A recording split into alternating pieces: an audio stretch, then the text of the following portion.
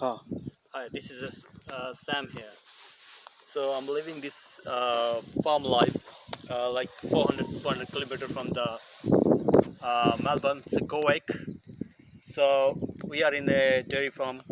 So this is the bike which I'm using for the cattle running away. This is all for the field from all there from other side to either this side. So this is my house.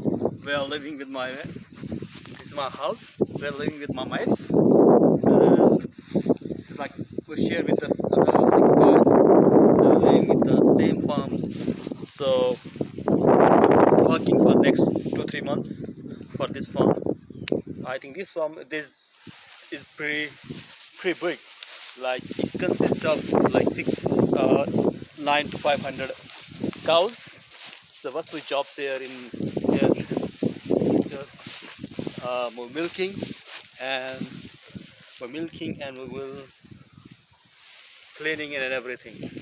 I think there's the milking process is like 1 kilometer far away. And this the farm is very quiet and I think nowhere in the city.